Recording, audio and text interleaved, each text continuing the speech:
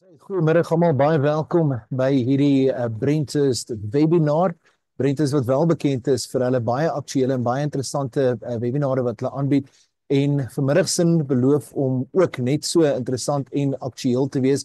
Dit gaan oor beleggings in onsekere tye. En as ons kyk na nie net die internasionale nie, maar ook die plaaslike gebeure, ons verwys hier van verwikkeling in die FSA na die regering van nasionale eenheid plaaslik, dan is daar baie onsekerhede waardeur beleggers onsself moet bestuur. Dit is my groot voorreg om vandag ook vir twee van Brentus se kundiges by ons te verwelkom. Ons het vir Maria Smit hier, gesertifiseerde finansiële beplanner, en dan ook vir Maries Reinagh wat ons sommer heel eerste aan die woord gaan stel, ook 'n gesertifiseerde finansiële beplanner. Magnus Huystek wat ongelukkig nie vanmiddag by ons kon aansluit nie, sy stem wat hom lelik in die steek gelaat het, maar ons gaan weer op 'n volgende geleentheid hopelik ook vir Magnus by een van hierdie gesprekke betrek. Maar sonder om verder tyd te verwyl, Maries Reinagh, oor na jou.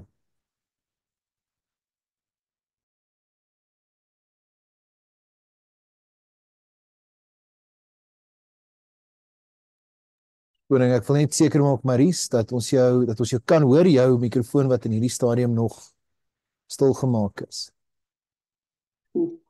Daar is hy. Ja, dankie vir die inleiding, ekskuus daarvoor.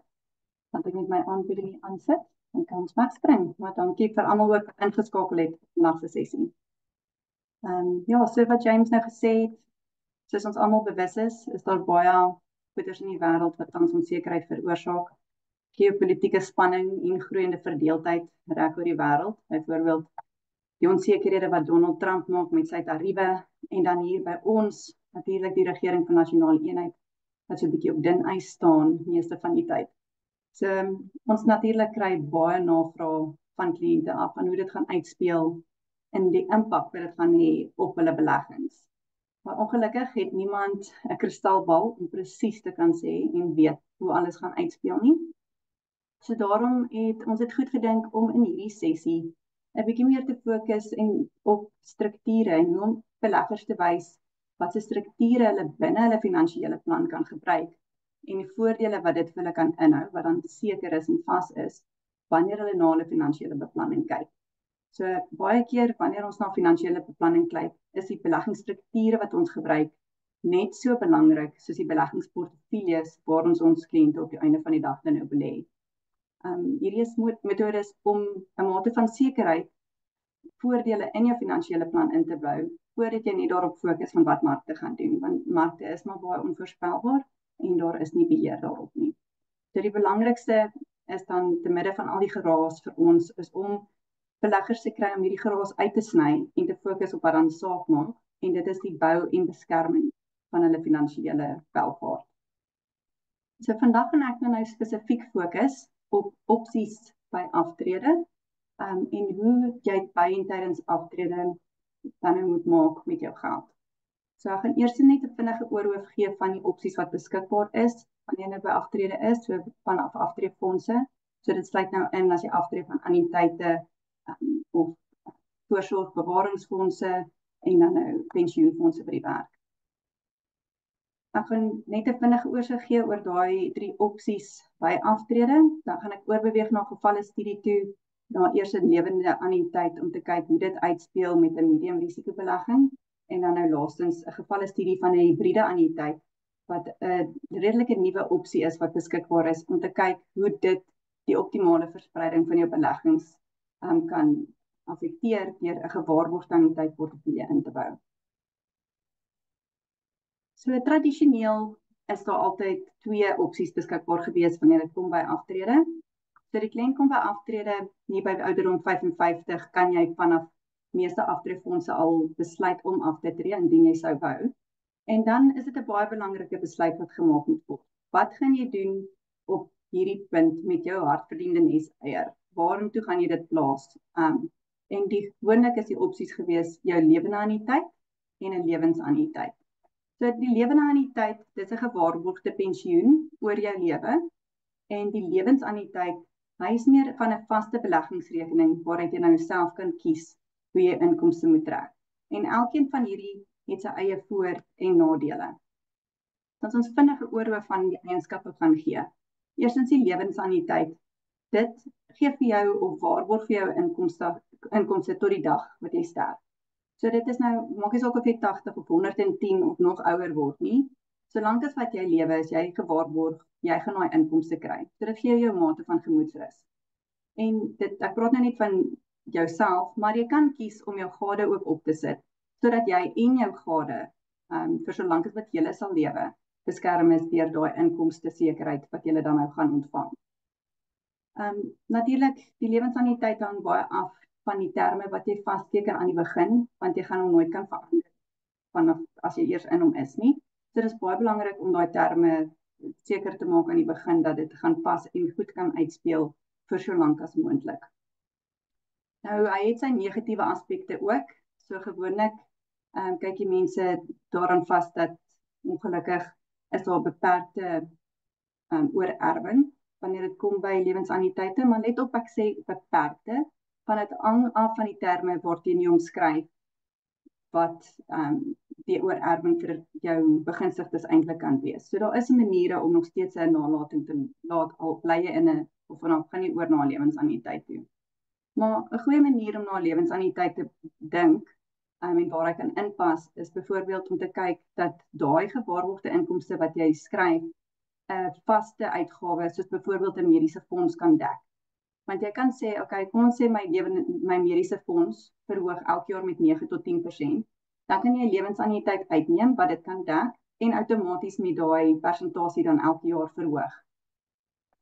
So dit is een manier om dit te gebruik binne in jou finansiële plan. So omdat jy nou die waarde gebruik om inkomste aan te koop, is daar nie meer beleggingswaarde daaraan gekoppel nie. So met ander woorde, jy het geen markrisiko nie. Maak nie saak wat hulle aanjaag in Amerika of hier in Suid-Afrika nie.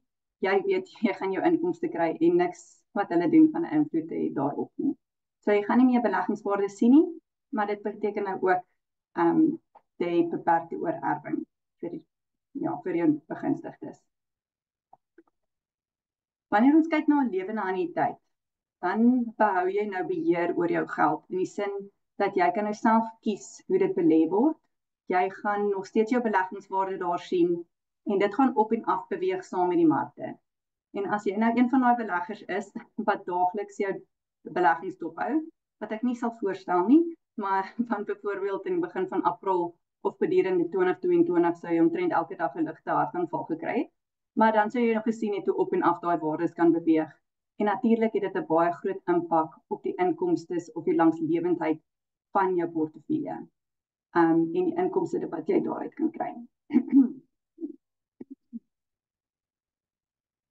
Met die lewende annuïteit het jy natuurlik ook dan 'n beheer oor hoeveel inkomste jy trek. So jy kan self kies, solank dit binne die perke is van 2,5 tot 17,5% per jaar, hoeveel jy dan nou trek. Maar dit kom met 'n groot verantwoordelikheid, want as jy besluit om te hoog te trek, dan natuurlik afhangende van die groei wat jy kry in jou portefeulje, kan dit die kapitale waarde en risiko sit dat jy, indien jy langer leef as wat jy nou verwag, op 'n baie lang lewe lei, dat jy op 'n stadium moontlik nie aan jou inkomstebehoeftes gaan kan voldoen nie. En 'n ding waar mense gewoonlik baie gemaklik is met lewende annuïteite is omdat hulle weet, as daar 'n waarde oorbly in my lewende annuïteit, dan gaan dit beslis oor na my begunstigdes toe. So jy het oorerwing. Maar hy het ook sy negatiewe aspekte. En as jy nie 'n lewende annuïteit reg bestuur nie, kan hierdie negatiewe aspekte baie sleg vir jou uitdraai. So byvoorbeeld, as die markte onderpresteer, of as jy genoodsaak is om 'n baie hoë inkomste te trek op jou beleggings. So byvoorbeeld by aftrede, kom ons sê jy tree af op ouderdom 60, dan sal ons gewoonlik vir kliënte voorstel om nie meer as 4% te trek as 'n aanvang nie, want onthou dit moet nog, jy wil hê dit moet ten minste elke jaar met inflasie verhoog ook. So want anders loop jy die risiko dat jou beleggingswaarde nie kan byhou met die onttrekking nie. En wanneer jy eers daai 17,5% maksimum onttrekking bereik het, gaan daai kapitale waarde baie vinnig agteruit en dan kan dit baie moeilik raak om selfs die allernoodsaaklikste inkomste of behoeftes te betaal, uitgawes te betaal. En dan natuurlik, mense leef ook baie langer en dit plaas ook ekstra druk op hulle inkomste en die opbrengste wat hulle gaan moet genereer in hulle beleggingsportefeulje en met marke wat so onsekerheid is daar baie onsekerheid met wat se opbrengste jy gaan konstant kan genereer in jou portefeulje. So in wese plaas die keuse van jou annuïteite beleggers gewoonlik so 'n bietjie in 'n panarrie, aangesien die keuses so baie verskil tussen 'n vaste onbuigsame inkomste of 'n buigsame inkomste, maar wat blootgestel is aan al hierdie risiko's. So toe tree daar nou 'n hybride annuïteit in, of verskoon my Engels, maar 'n hybrid annuity, wat 'n opsie is waar die twee eienskappe van 'n lewens- en 'n lewende annuïteit gekombineer word om die voordele daarvan te kombineer. Nou hierdie opsie is daarop gemik om afgetredenes 'n stabiele inkomstestroom te kan gee, terwyl hulle 'n mate van buigsaamheid en die potensiaal vir kapitale groei behou. Dis omtrent die beste van beide wêrelde. Natuurlik, hy het ook sy negatiewe aspekte, maar afhangende van hoe jy hom gaan hanteer, kan dit baie voordelig vir jou uitwerk. So, in plaas daarvan om al jou aftreegeld in of 'n lewensannuïteit of 'n lewende annuïteit te plaas, kan jy die hybride benadering gebruik om jou fondse te verdeel tussen die twee opsies, maar binne een produk of kontrak. So, net ter inligting, alhoewel baie van die platform hulle eie weergawe van hybride annuïteite het ek gebruik gemaak vir my illustrasies van die Momentum Wealth se lewende annuïteit, wat dan 'n gewaarborgde annuïteitportefeulje insluit. Om dit af te kort, gaan ek gewoonlik dan nou verwys na die gap wat ingesluit word in die lewende annuïteit. En daai gap word dan ingesluit in jou lewende annuïteit op dieselfde manier as wat jy 'n normale fonds of 'n ETF sou kies binne in jou portefeulje. Okay. So nou wil ek oorbeweeg na my gevalle studies om aan te dui hoe verskillende scenario's kan uitspeel. So ek dink dit is die beste manier om die voor- en nadele aan te spreek. So hierso het ek nou 'n kliënt, sy naam is Willem en hy is 65 jaar oud. Hy het R2 miljoen beskikbaar in sy aftreefonds en hy besluit om sy volle R2 miljoen in 'n lewende annuïteit te plaas. Nou, Willem is genoodsaak, hy moet 7% op sy belegging trek as 'n inkomste, wat nou R140,000 per jaar is, en hy wil hê daai R140,000 moet elke jaar met 5% verhoog. Dan het hy ook 'n gebalanseerde risikoprofiel, en vir die doelwitte van hierdie simulasie het ek aangeneem hy kry konstante 10% opbrengs per jaar in sy belegging. Nou hierdie grafiek dui mooi aan hoe die scenario nou in sy geval sou uitspeel. So die groen lyn is die inkomste wat hy benodig. En dit gaan ons nou stelselmatig opgaan, want ek wil hê dit moet elke jaar met 5% vermeerder. Vir so lank as wat hierdie goue gedeelte raak aan die donkergroen lyn, kan hy genoeg inkomste onttrek uit sy kapitalewaarde uit in sy lewende annuïteit om aan sy inkomstebehoefte te voldoen. Die probleem kom hier by ouderdom 83.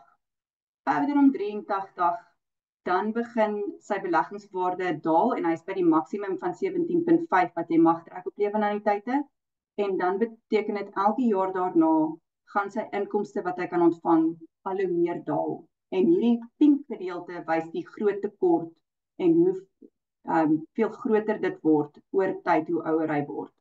So dis hierdie geel pink gedeelte wat ons so ver as moontlik wil vermy. Dan nou met lewende annuïteite, gewoonlik kyk mense mos nou vas in dat jy oor erwing het, dat wat jy oor het gaan ten minste na jou begunstigdes, maar in Willem se scenario sou dit nou so uitwerk. So hierdie is die beleggingswaarde van sy lewensannuïteit, en mens kan sien, ja, in die beginjare, omdat hy 10% groei kry en hy begin met 'n 7% onttrekking, dan is daar kapitale groei wat plaasvind in die portefeulje. Maar sodra hy te veel begin trek, meer as wat hy genereer in sy belegging, sodra hy meer as die 10% trek, natuurlik gaan sy kapitalewaarde begin al hoe meer agteruit gaan. So oor tyd is die kapitalewaarde wat hy kan los vir sy begunstigdes al hoe minder, en hy sit in die scenario dat hy 'n tekort het op sy inkomste wat hy nodig het om te kan oorleef. Natuurlik het ek hier nou gewerk op 'n 10% vaste opbrengskoers. En soos mens weet, die markte gee ongelukkig nie sulke mooi konstante opbrengste nie. Dit wissel daagliks. So Momentum het simulasies gaan trek oor 2000 verskillende scenario's op 'n gebalanseerde risikofonds en gaan kyk hoe werk dit uit die verspreiding van die opbrengstes wat mens kan kry. So op 'n gebalanseerde risikofonds het hulle gevind 47% van die tyd sou Willem minder as 11% per jaar ontvang het en 53% van die tyd meer as 11% ontvang het. Natuurlik het dit 'n baie groot impak op die langslewendheid van sy kapitaal, afhangende van hoe hierdie opbrengscenario's gaan uitspeel. So natuurlik, hoe meer in opbrengste jy gaan genereer, hoe meer voordelig gaan sy scenario lyk. So as jy 12% opbrengs byvoorbeeld jaarliks kan kry, dan is Willem nog steeds 100% gemaklik met sy inkomsteonttrekking. Hy kan daaraan voldoen. Maar hoe laer die opbrengste is wat hy kan genereer, hoe groter word die risiko en dit is die geel en die rooi areas. En dit is wat ons moet vermy om hierdie risiko's so klein as moontlik te maak. 'n ander manier om daarna te kyk is na 'n inkomstekaart. So ek weet dit lyk dalk ingewikkeld, maar al wat mens hierop moet fokus is, hoe meer groen jy sien, hoe beter. So verkieslik wil jy eintlik die hele grafiek net groen sien, want dit beteken hy het geen risiko dat hy op 'n stadium sonder sy inkomste kan sit nie. Hoe groter die geel en die rooi is, hoe groter is die waarskynlikheid dat hy in die moeilikheid gaan wees. So net om dit beter te verduidelik, wil ek dit net gou uiteensit. Kom ons sê op 'n tydstip van ouderdom 90. Wat hierdie beteken is, 48% van die tyd sal hy waarskynlikheid hê om meer as genoeg inkomste te kan ontvang uit sy portefeulje. 13% van die tyd gaan hy net tussen 50 tot 100% van sy behoefte kan ontvang en 39% van die tyd gaan hy minder as 50% van sy inkomstebehoefte ontvang. En natuurlik wil mens nie in daai situasie sit eendag nie. Selfs as mens gaan kyk oor erwing, so weer eens hierso, dit kan ingewikkeld lyk, maar al wat mens wil weet is, hoe meer groen jy sien, hoe beter. So kom ek gaan net gou deur 2 tydstip net om dit ook te verduidelik. So in sy scenario op ouderdom 70 het hy 'n 46% kans om meer as 100% van die waarde wat hy wil hê, so meer as 2 miljoen, aan sy begunstigdes na te laat. Hy het 'n 51% kans om tussen 1 miljoen en 2 miljoen aan sy begunstigdes na te laat en 'n 3% kans om minder as 1 miljoen na te laat. Natuurlik, hoe ouer jy word, hoe meer verander daai scenario en hoe slegter word die oorerwingswaarde, want hier het hy nou 'n 56% kans om minder as 1 miljoen in elk geval oor te laat vir sy begunstigdes. So nou wil ek oorbeweeg na die hybride lewende anniteit om te wys hoe dit sy aftrede scenario kan verbeter. So in hierdie simulasie het ek nou probeer wys, kom ons gebruik R700,000, so alles bly dieselfde, hy kort nog steeds sy 7% per jaar, maar van sy 2 miljoen, kom ons gebruik R700,000, dit is 35%, om in 'n gewaarborgde anniteit portefeulje te belê. So 1,3 miljoen gaan nog steeds in 'n medium risikofonds belê word binne sy lewende anniteit en 700,000 gaan in 'n gewaarborgde anniteit portefeulje. Hoe speel hierdie dan nou vir hom uit? Met die gewaarborgde anniteit portefeulje het ons ook 'n keuse om addisionele gewaarborgde termyne in te sit. So ek wil net vinnige oorsig van dit gee voordat ek aanbeweeg na die grafieke. So jy kan besluit met die 700,000 wat jy nou gebruik om 'n gewaarborgde anniteit aan te koop, om 'n waarborgtermyn by te voeg. So wat daai waarborgtermyn beteken, is kom ons sê jy gebruik 'n 25 jaar waarborgtermyn. Dis die maksimum wat Momentum sal toelaat. Dan is die begininkomste wat jy sal kan kry, so R4,600. Sê jy vat geen waarborgtermyn nie, dan is dit hier by R5,600. So natuurlik, jy begin met 'n laer inkomste, omdat jy daai ekstra waarborgtermyn insit. Maar waarom sal jy dit insit? Dit is vir kliënte vir wie oorerwing baie belangrik is. So, kom ons sê, jy sterf in jaar 10 van hierdie waarborgtermyn. Dit beteken daar's nog 15 jaar oor wat jy jou inkomste moes ontvang het. So wat Momentum dan gaan doen, is hulle gaan 'n enkel bedrag betaal wat gelyk is aan daardie inkomste uitbetalings wat moes gebeur oor daai oorblywende waarborgtermyn en dit in jou lewende anniteit inbetaal. So daai waarde gaan dan nog steeds uitbetaal aan jou begunstigdes. So dis net 'n opsie om te sê, ja, daar is 'n opsie wat jy kan inwerk om nog steeds waarde vir jou begunstigdes na te laat. So hierdie grafieke wat dit die beste gaan uitwys, wat is die voordele daarvan om hierdie gewaarborgde anniteitportefeulje in te sluit of 'n hibriede anniteit te gebruik.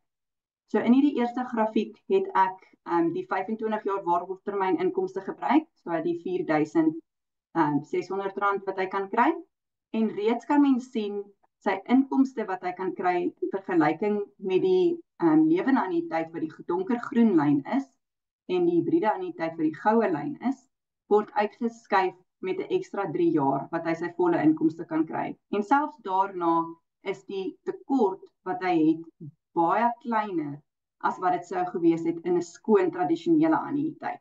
So reeds is hy inkomste gewys in 'n beter posisie.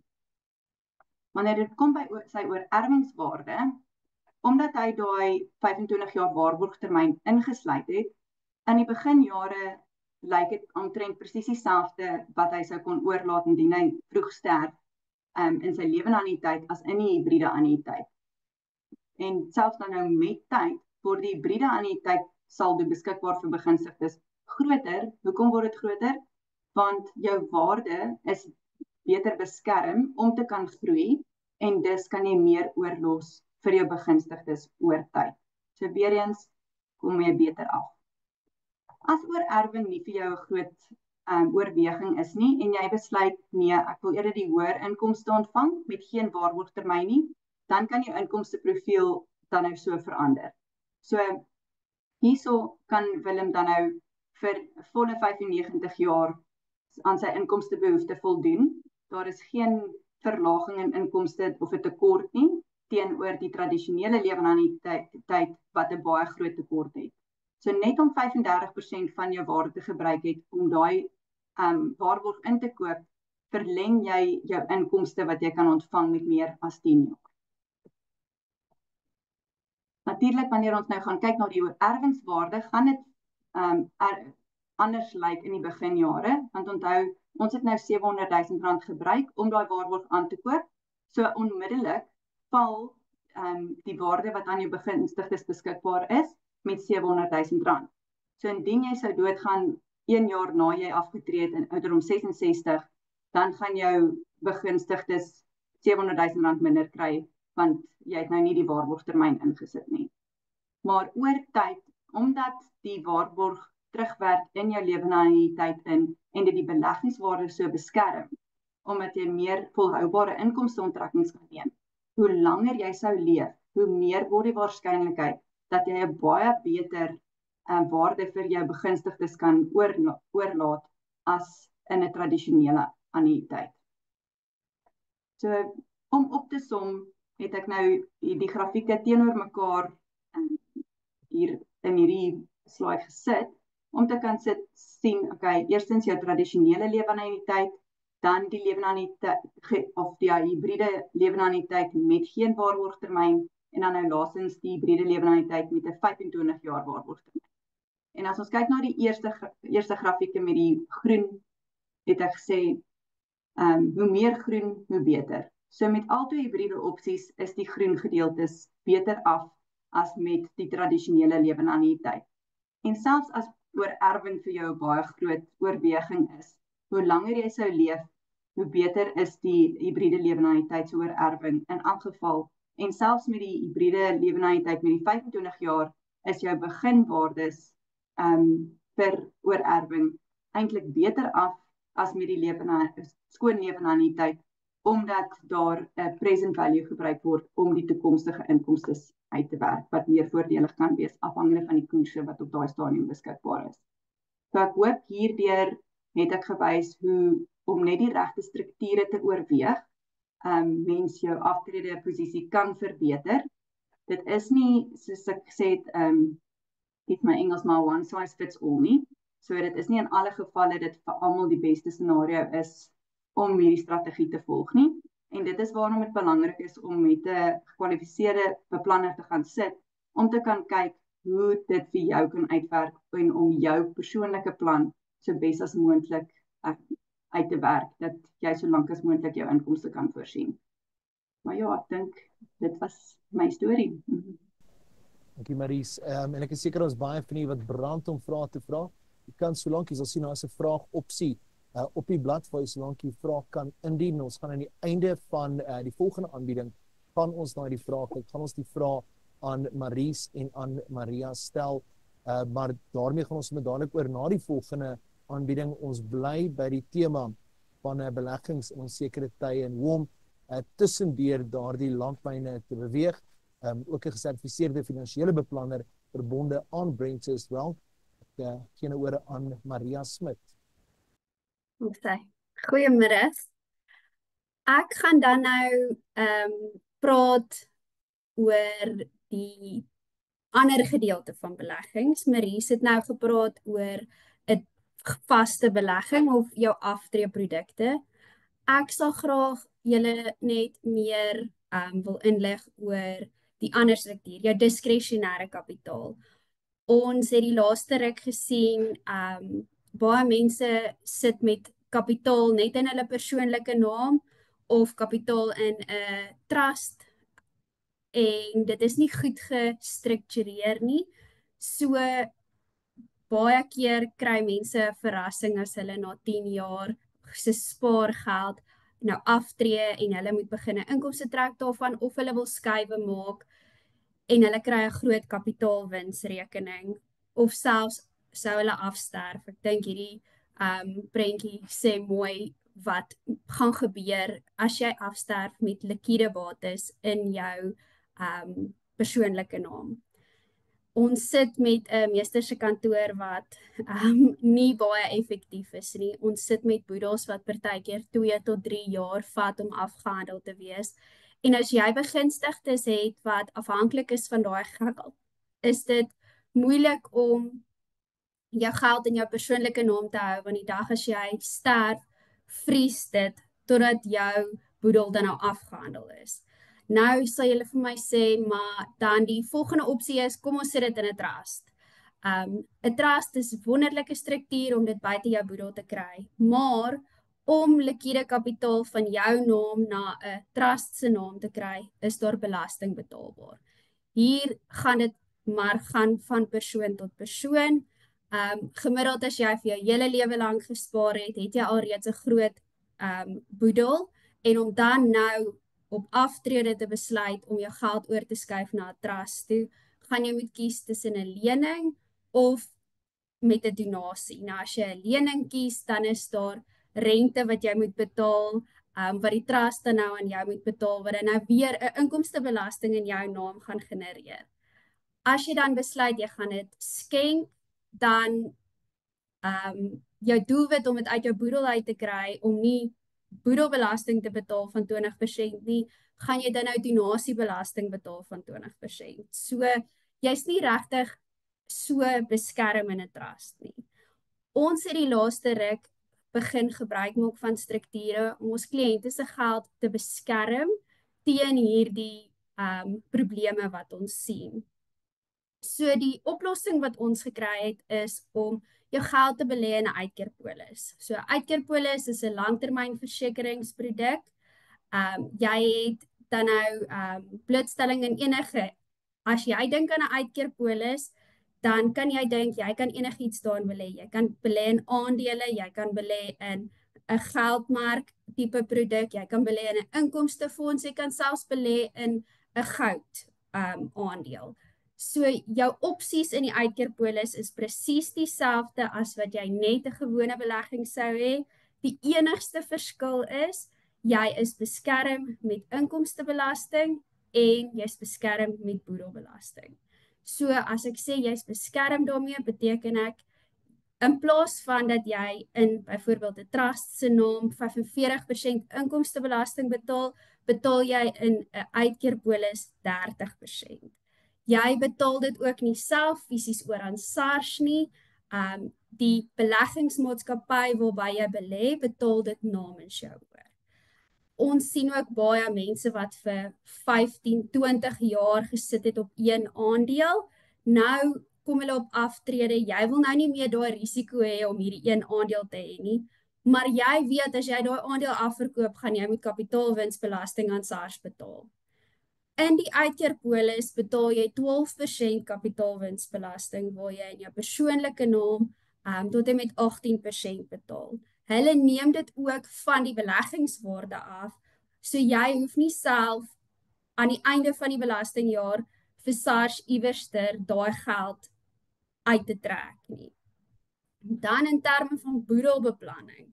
So jy het jou bates, jy het 'n begunstigde in jou op jou uitkeerpolis. Die dag as jy sterf, is dit so eenvoudig soos jy stuur 'n sterftesertifikaat in, dit gaan oor na jou begunstigdes toe.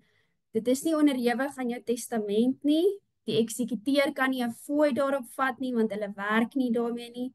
Belangrik, dit is nog steeds 'n bate in jou boedel, maar jy is beskerm teen die meester se kantoor. Jou begunstigdes gaan nie maande, jare wag om toegang te kry tot daai geld nie.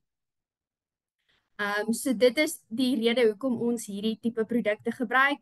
Ons wil ons kliënte beskerm teen onnodige belastings te betaal.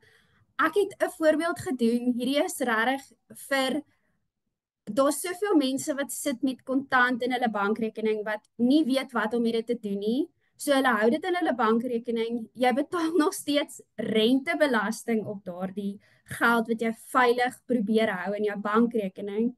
En om dit in plaas van in jou bankrekening te hou, dit net te sit in 'n uitkeerpolis, spaar jy ongelooflik baie belasting. So jy omseil die boedel, wat ons klaar gesien het, is 'n groot proses die dag as jy sterf om toegang te kry tot daai geld.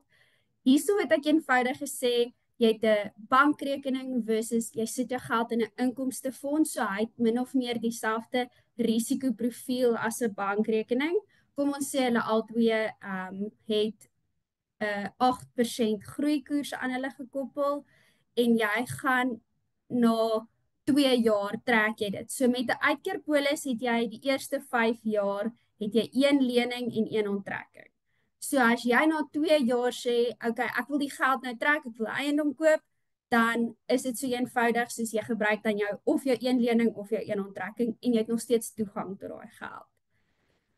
Nou, hierso is waar dit eintlik wys die waarde wat jy het. Ja, 'n uitkeerpolis is so bietjie meer ingewikkeld as net 'n gewone bankrekening, maar jy gaan baie belasting spaar. So in plaas van dat jy 45% belasting betaal op daai 8% se groei, gaan jy nou net die 30% betaal. So na 2 jaar sit jy klaar met 'n bietjie meer geld in jou bankrekening as wat, of in jou uitkeerpolis as wat jy sou gehad het in jou persoonlike bankrekening. Want jy moes nou vir SARS elke jaar ook betaal het. So die wys net vir jou die voordeel wat 'n uitkeerpolis kan hê in jou portefeulje. Saam met dit, kom ons sê jy het in jaar 1 gesterf, is hierdie geld dadelik oorgedra na jou begunstigdes. Hulle hoef nie te wag vir daai geld nie. Hulle hoef nie te wag vir 'n eksekuteur om 'n boedel af te handel nie. Hulle kry daai geld. Dan die volgende manier, ek het gedink ek gaan dit net vinnig hier ingooi, vinnig verduidelik. Dit is definitief iets wat mense met 'n finansiële adviseur verder kan bespreek. Dit is nie vir elke persoon nie, maar dit is 'n manier hoe jy jou boedel kan oordra sonder om boedelbelasting te betaal. So kom ons vat die voorbeeld, man en vrou, julle is getroud vir 40 jaar. Man het sy hele lewe lank gewerk, vrou nie. Nou sit julle op 'n bedrag geld wat julle 'n inkomste van nodig het, as ons dan daai geld in wat hulle noem 'n eendag uitreaniteit. So dit is vir iemand wat 'n redelike groot vrywillige enkelbedrag het.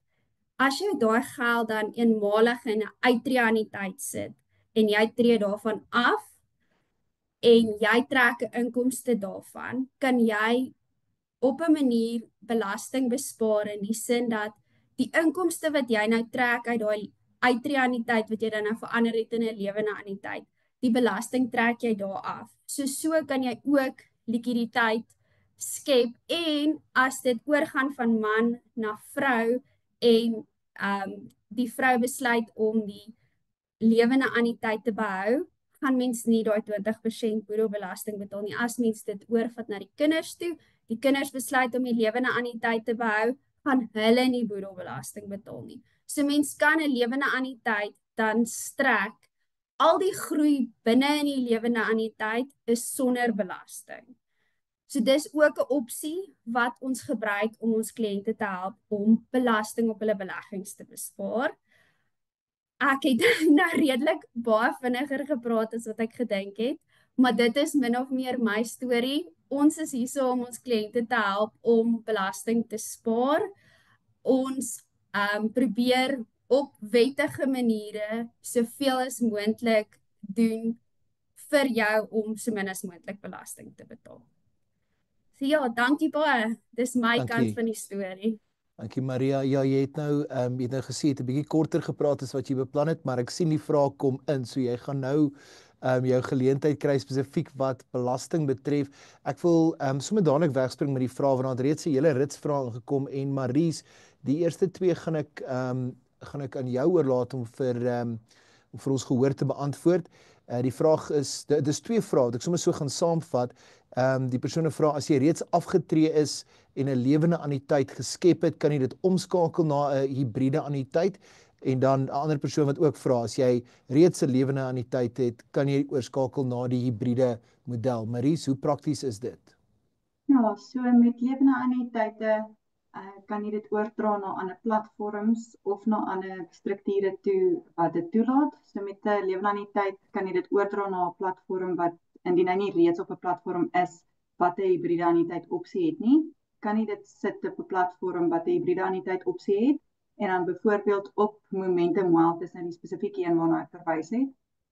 Dis 'n normale lewende anniteit, hulle noem hulle 'n aftree inkomste opsie en dan het jy die opsie om soos met enige ander fonds in die gewaarborgde anniteit portefeulje in te switch, wil ek sê, in te skuif. So al is jy reeds in 'n lewende anniteit, is daai opsie oop om dit in te sluit in jou portefeulje in, soos wat jy enige ander fonds in jou portefeulje sal insluit. Want met aftrede, net belangrik ook met aftrede, as jy eers besluit op 'n lewensanniteit, so 100% gewaarborgde anniteit, dan is jy vas. Jy kan nie na die tyd besluit nee, jy wil nou nie meer in 'n lewensanniteit wees nie.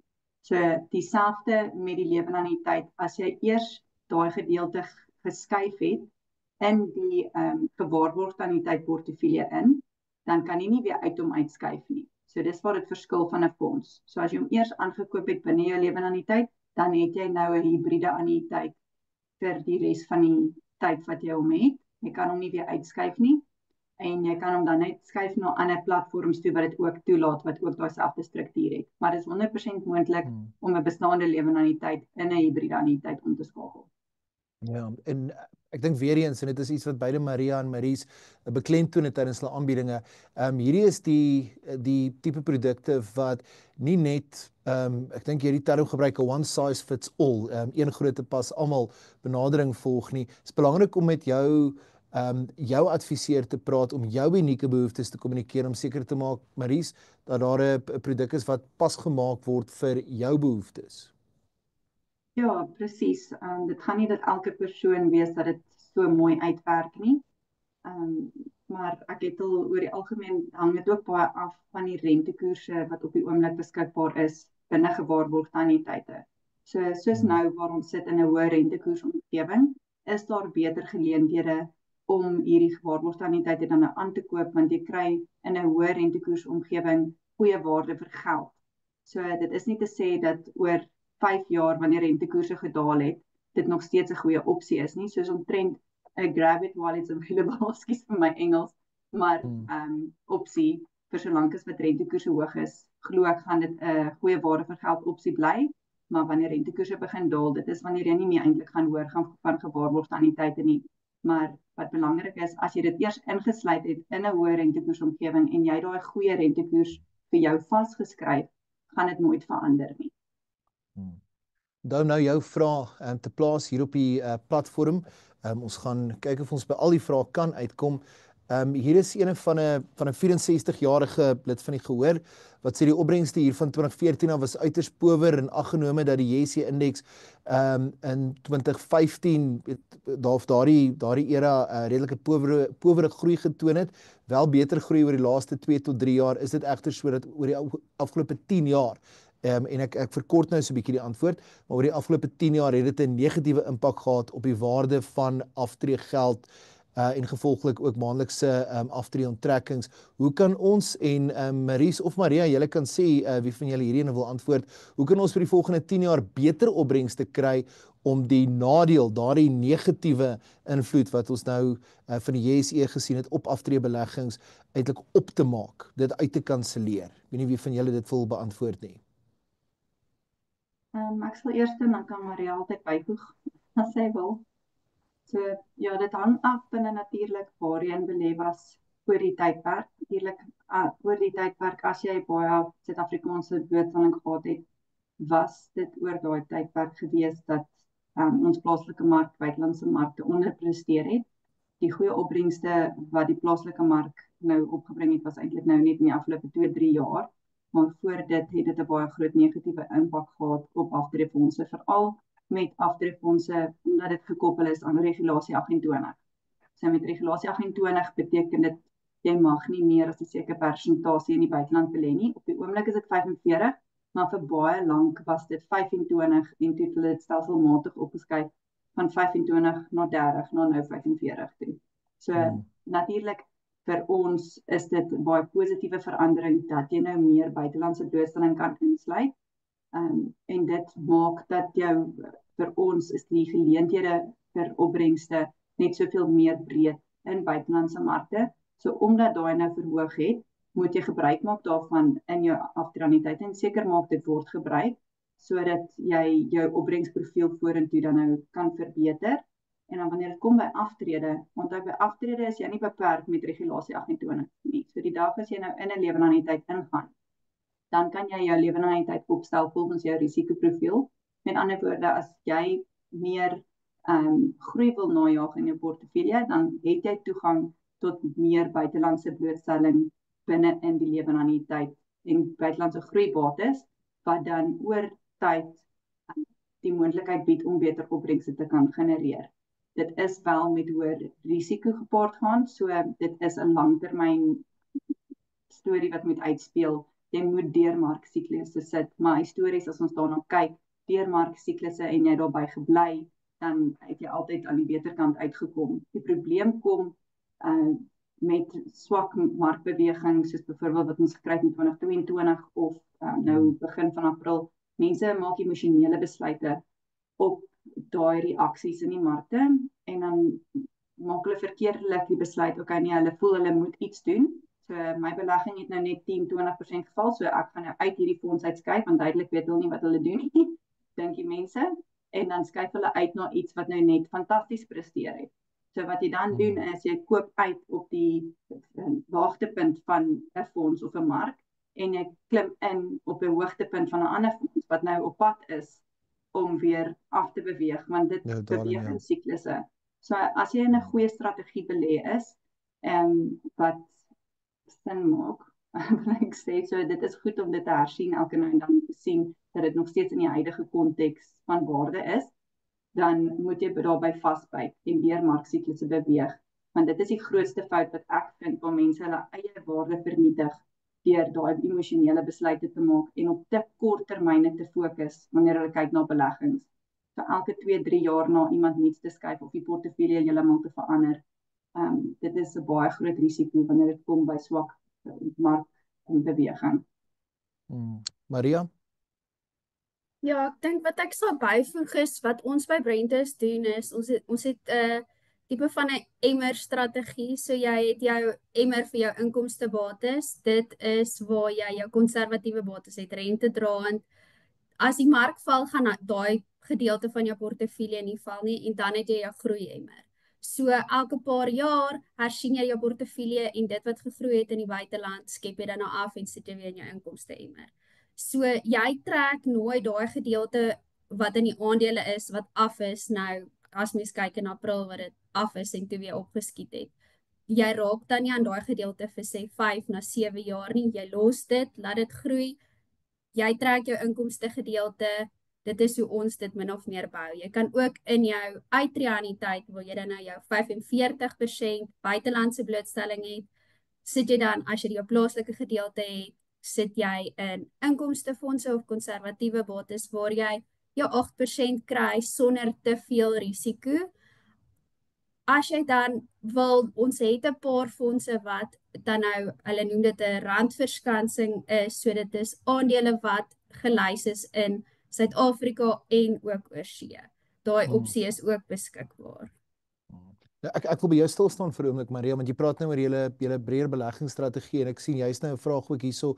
Wat is julle gevoel oor buitelandse beleggings? Nou Maries het so 'n bietjie daaraan geraak om ook bietjie daai buitelandse blootstelling te kry, maar dis nou nogal 'n interessante ding as ons kyk na, as ek letterlik kyk na my selfoon. Jy weet, dis 'n produk wat ek elke dag gebruik, wat ek al vir baie jare gebruik, toevallig dieselfde handelsmerk. Ek gaan nou nie handelsmerkbemarking doen nie, maar en ek het nie direkte blootstelling aan die produk se sukses nie. Dit is iets wat 'n ou uitsluitlik kan kry wanneer jy op die Nasdaq of op die Hang Seng of op die Euronext of van daardie indekse ook belê, daar ook blootstelling kry. So dit is belangrik om ook buitelandse blootstelling te kry, veral gegee word die feit dat jy in ieder geval een van die verbruikers is wat reeds van die produkte wat daar genoteer word of van die dienste, die maatskappye wat daar genoteer word, se produkte gebruik maak.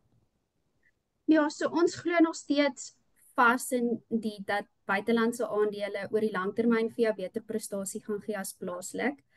Ons het onlangs 'n in-persoon seminar ook gehad en een van die sprekers het iets gesê wat by my gebly het. Hy het in die gehoor gevra, wat is die volgende uitvindsels wat julle kan aan dink? En die gehoor het hulle hande opgesteek en hulle het gesê AI natuurlik,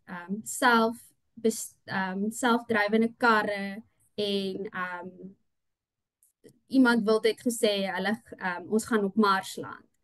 Nou as ek dink aan hierdie tipe van produkte, sien ek nie hoe dit in Suid-Afrika gemaak gaan word nie. So ja, op die stadium is die buitelandse mark baie wisselvallig, maar oor die langtermyn gaan ons die groei sien. Daar gaan altyd wisselvalligheid wees in die buitelandse mark of in die aandelemark in geheel. Kom ons sê as mens die ekonomie vat oor 'n tyd en jy kyk histories, omtrent elke 3 jaar is daar 'n regstelling in die mark. Dit gaan gebeur. Dit is hoekom jy 'n adviseur aanstel om jou daardeur te praat dat jy nie roekelose besluite maak om as die mark 20% val om dan te trek nie. 'n Politieke vraag wat ons hier kry van een van ons gehoorlede. Jy het nou verwys na buitelandse onstabiliteit, maar daar is ook 'n vraag oor die broosheid van die regering van nasionale eenheid. Die persoon wat vra watter invloed sal die opbreek van, kom ons sê maar die einde van die regering van nasionale eenheid op die plaaslike markte hê. Maries, kan ons by jou begin, Maries? Dis vir Magnus nou baie handig sy gekom het. Maar wat ons siening binne Brenters is indien so iets sou uitloop, natuurlik gaan dit 'n negatiewe effek hê op die sentiment met plaaslike beleggings of die plaaslike mark. En natuurlik wat ons nou al reeds vir geruime tyd sien is dat buitelanders nie belangstel om ons mark te belê nie. En dan sal dit net verder vererger word, so jy gaan buitelandse beleggers kry wat net meer geld onttrek en dis die pool kleiner maak en 'n baie negatiewe effek op die JSE kan hê. Natuurlik baie van die maatskappye op die JSE is globale maatskappye. So daar is nog steeds uitgesoekte geleenthede wanneer mens daarna kan kyk, maar oorhoofs sal ons 'n negatiewe impak verwag op die markte. En daarom is dit ook belangrik om te verseker dat jou beleggingsportefeulje, Maria, gediversifiseer is, dat dit nie net in een Suid-Afrikaanse mandjie is nie, maar dat dit breër blootstelling geniet. Ja, dit is natuurlik ons as maatskappy se siening. Ek dink Magnus was al redelik baie in die media gekritiseer daaroor, maar ons siening is om jou beleggings te diversifiseer na die buiteland. Dit is in baie gevalle oor die kort termyn meer wisselvallig, want jy het die wisselkoers saam met die aandelemark, maar oor die lang termyn is ons kliënte gelukkig met daai skuif. Dit het vir ons, hoe kan ek sê, pay off oor die lang termyn.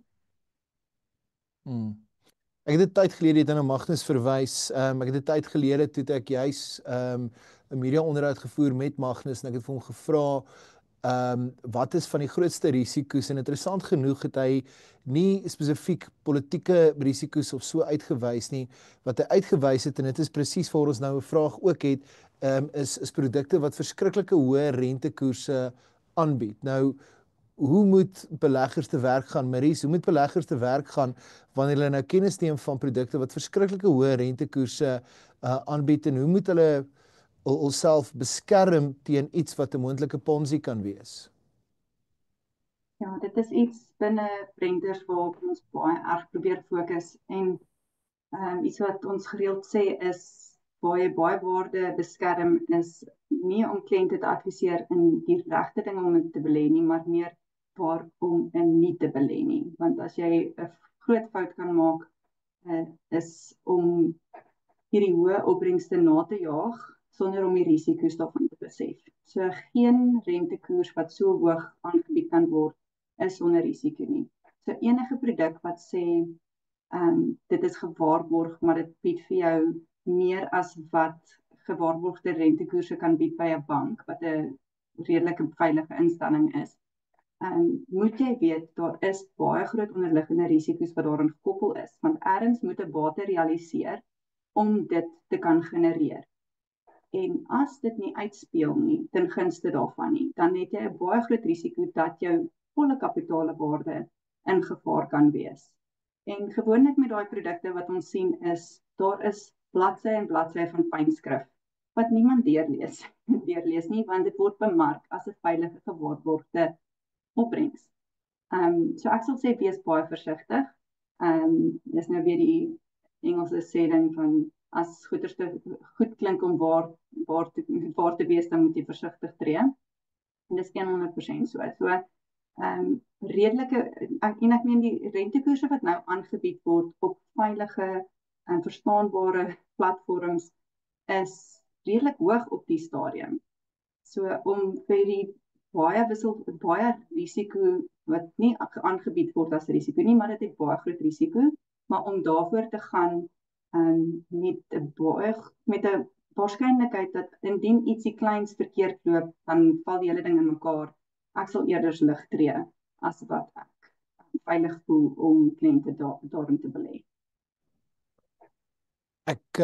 Hier's 'n belangrike vraag wat ons nou net gekry het, en ek gaan die persoon se vraag voorhou, maar dan gaan ek tog, Maria, dit so 'n bietjie aanpas vir jou. Persoon wat sê ek is amper 56, ek het nog 9 jaar voor ek aftree. Moet ek nou 'n afspraak met julle maak om oor toekomstige beleggings te gesels, of moet ek wag tot en met aftrede? Ek sien dit is 'n belangrike vraag, want ek dink baie mense het hierdie idee, ek tree nou af, so nou sit ek met hierdie geld wat ek opgebou het. Ek moet nou besluit, is dit 'n lomsom wat ek wil herbelê, of wil ek dit laat uitbetaal, hoe wil ek hiermee te werk gaan? Terwyl 'n persoon eintlik is die regte tyd om met beleggingsadviseur of 'n finansiële adviseur in gesprek te tree die dag as jy jou eerste salarischeck kry. Maria, daar's nie iets soos noodwendig te laat of te vroeg nie, maar moenie wag tot aftrede nie. Begin reeds as jy vir daai heel eerste keer jou salaris kry, salaris trekker is, sodat jy van dag 1 af seker maak dat daardie geld vir jou werk. Ja, so dit is een ding ek dink ek en Maries en meeste finansiële beplanners daar buite mee sit, is jy kry 'n afspraak met 'n persoon wat nou in Junie aftree. Hulle wil nou net hulle sake in orde kry, en dan moet jy in 'n afspraak sit en vir die persoon verduidelik, jou plan wat jy het en die inkomste verwagting wat jy het, gaan jy dalk nie by uitkom nie. So, hoe gouer jy by 'n adviseur uitkom, laat mens jou plan van die begin af reg struktureer, voor aftrede. Jy wil ook nie voor 'n maand voor aftrede uitvind, jy gaan 'n groot kapitaalwinsbelasting betaal op hierdie een produk, of jy weet nog nie heeltemal of jy 'n lewensanniteit of 'n lewende anniteit wil hê nie. Begin jouself maande voor die tyd al, of jare voor die tyd inlig oor hierdie dinge, dat die dag wanneer jy aftree, dit nie vir jou 'n groot bekommernis is van watter kant toe gaan ek nou nie, dat jy maande lank het om voor te berei, en om jou plan reg te kry. Dit help ook nie, jy kom by aftrede en nou moet ons ewe skielik 'n baas uit 'n hoed uit trek vir jou om seker te maak jy het genoeg gespaar nie. So as jy so 'n paar jaar voor die tyd kom, kan mens darm 'n bietjie ekstra spaar om seker te maak jy kan by al jou doelwitte uitkom by aftrede.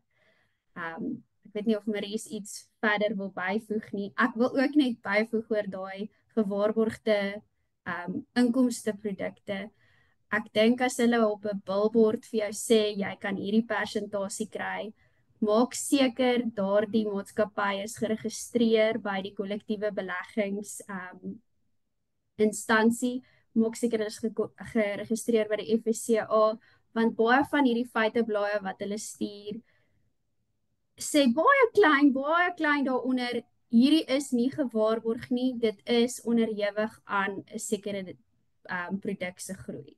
So lees die fyn skrif, dis baie belangrik.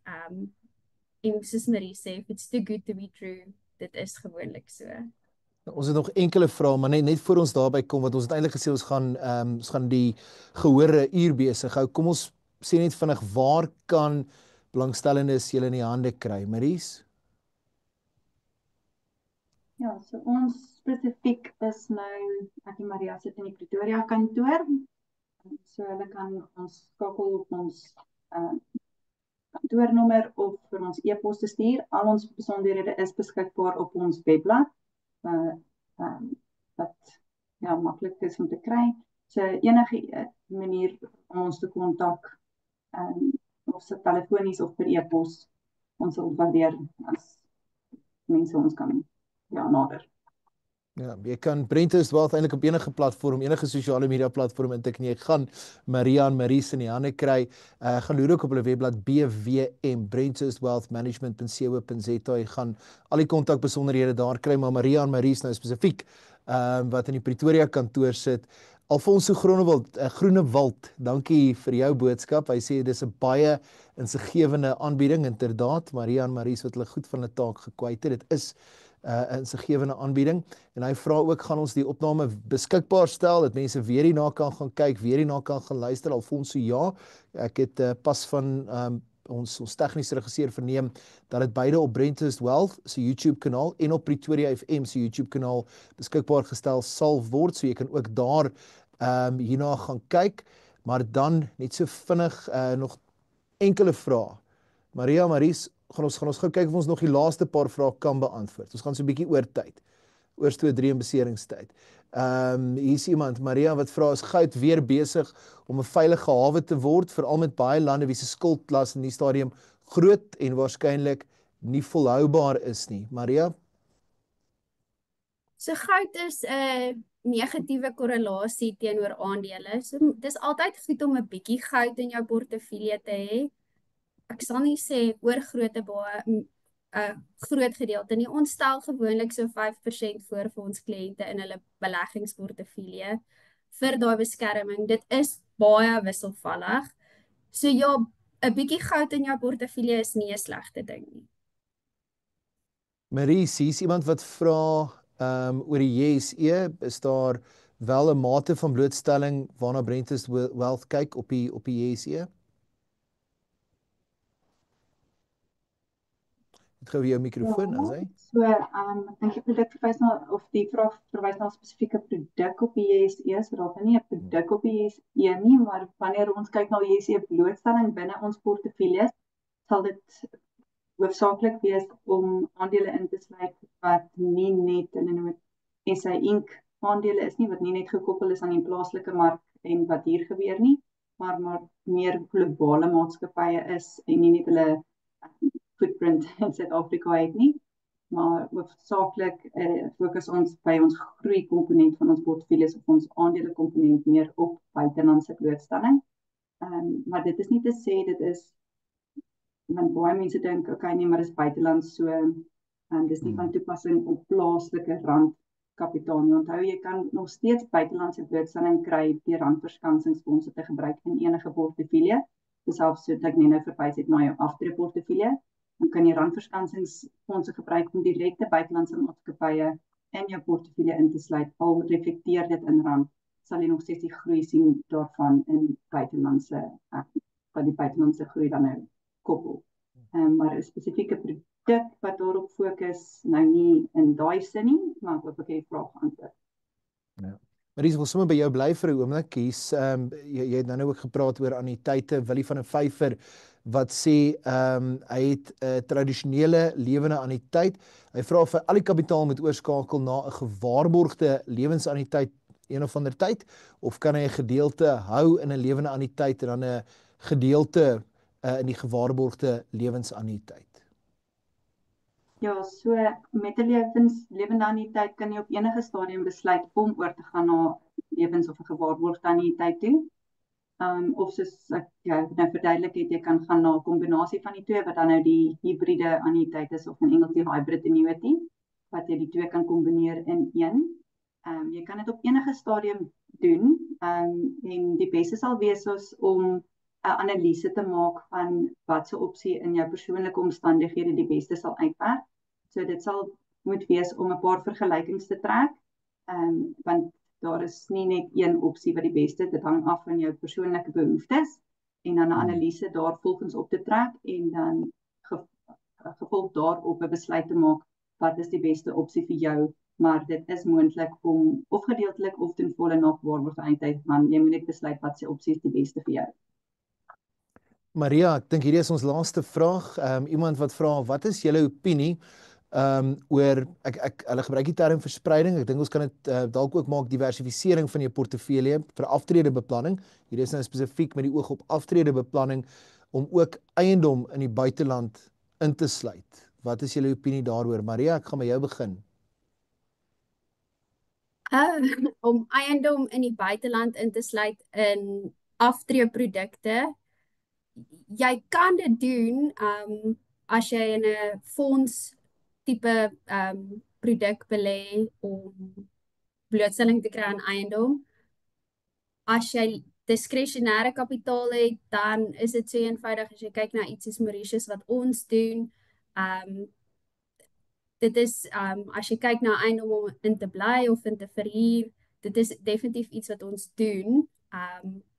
Dit gaan alles afhang van jou likwiditeit. As jy eiendom, 'n diskresionêre eiendom in jou portefeulje sit, in jou aftreeportefeulje sit, dan moet jy seker maak dat jou huurinkomste wat jy daarin kry, gaan voldoen aan jou inkomste. Maar ja, dis nie, ons sit nie eiendom in ons lewende anniteite op die stadium nie, eiendom blootstelling nie. As jy diskresionêre kapitaal het, is dit iets waarna jy kan kyk. Ons sit nie dit spesifiek op die stadium in ons aftreeprodukte nie.